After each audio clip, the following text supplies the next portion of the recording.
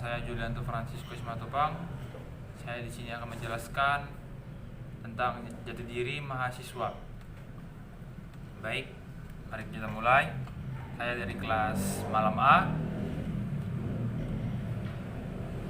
Definisi mahasiswa terbagi menjadi dua, yaitu secara etimologi, yaitu maha yang artinya posisi yang paling di atas dan siswa adalah pelajar, dan tafsiran secara harafiah dan etimologi ini adalah seorang yang sedang berada pada jenjang pendidikan tertinggi.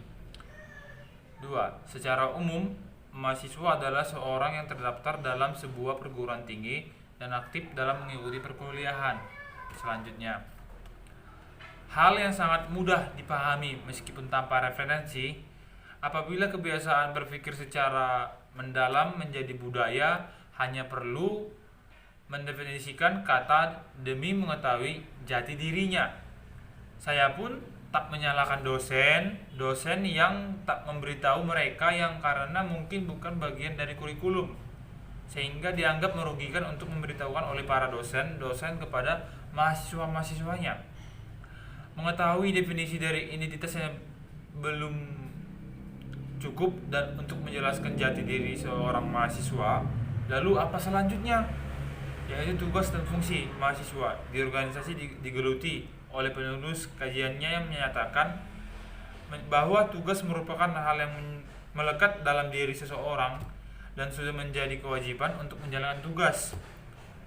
Sedangkan peran adalah sesuatu eksternal dari diri seorang dan tidak menjadi hal yang wajib untuk dilaksanakan. Lalu apa tugas dan fungsi mahasiswa itu? Mari kita simak. Tugas mahasiswa adalah menjalankan tridharma perguruan tinggi. Apa saja isi dari tridharma perguruan tinggi? Yaitu 1. Pendidikan, 2. Penelitian, 3. Pengabdian kepada masyarakat.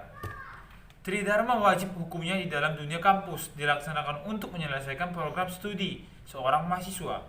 Pendidikan adalah pada saat proses belajar mengajar di kelas berlangsung, penelitian saat skripsi atau tugas akhir berupa karya tulis ilmiah lainnya, dan pengabdian kepada masyarakat.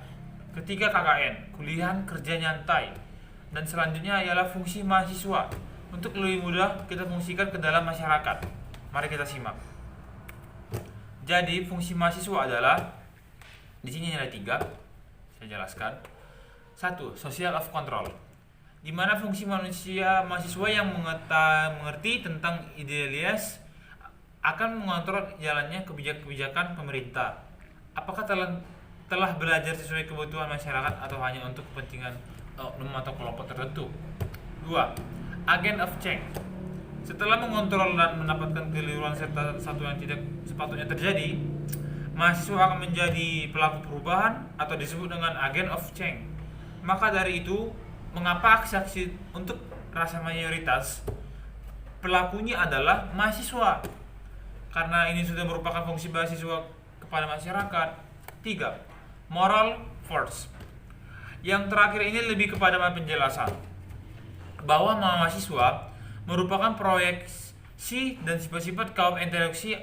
Jadi mahasiswa sebagai kaum intelektual harus memperlihatkan bahwa model kaum intelektual itu idealnya seperti apa, mampu menjalankan dengan tepat dan ideal masa kuliahnya.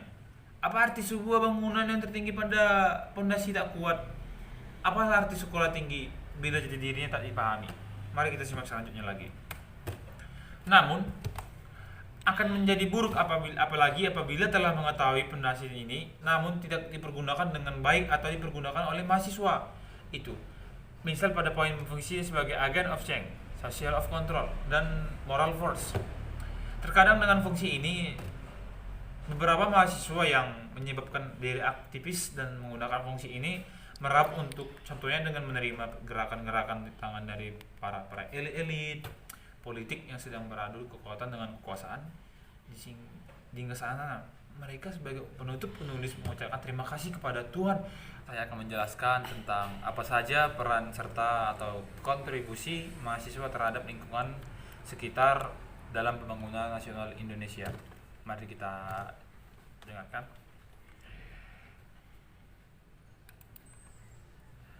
Sebagai agen of change, sebagai agen dari suatu perubahan, jika ada sesuatu yang terjadi di lingkungan sekitar, itu salah satu mahasiswa dituntut untuk mengubahnya sesuatu dengan harapan sesungguhnya.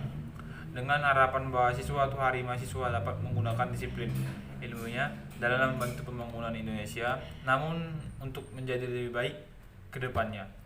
Sebagai social control, sebagai generasi pengontrol yang seorang mahasiswa, diharapkan mampu mengendalikan keadaan sosial yang ada di lingkungan sekitar. Mahasiswa diupayakan sebagai mampu mengkritik, memberi saran dan memberi solusi kepada keadaan sosial bangsa sudah tidak sesuai dengan cita-cita dan tujuan bangsa. Memiliki kepekaan, kepedulian dan kontribusi nyata terhadap masyarakat sekitar tentang kondisi yang intelektual. Nanti kita lanjut lagi. Sebagai Iron Stock, generasi penerus. Sebagai tulang punggung bangsa di masa depan, mahasiswa diharapkan menjadi manusia tangguh yang memiliki kemampuan dan akhlak mulia yang terdapat menggantikan generasi-generasi sebelum kelak. Mahasiswa juga harus selalu mengembangkan dirinya sehingga mereka bisa menjadi generasi yang tanggap dan mampu menghadapi tantangan masa ke depan. Sebagai moral force, mahasiswa sebagai penjaga stabilitas lingkungan. Masyarakat diwajibkan untuk menjaga moral-moral yang ada. Bila di lingkungan sekitar menjadi hal yang menyimpang dan dari norma yang ada, maka mahasiswa dituntut untuk mengubah dan meneruskan kembali sesuai dengan apa yang diharapkan. Ini saja yang saya bisa jelaskan. Jika ada penjelasan yang salah, mohon dimaafkan. Sekian dan terima kasih. Selamat siang.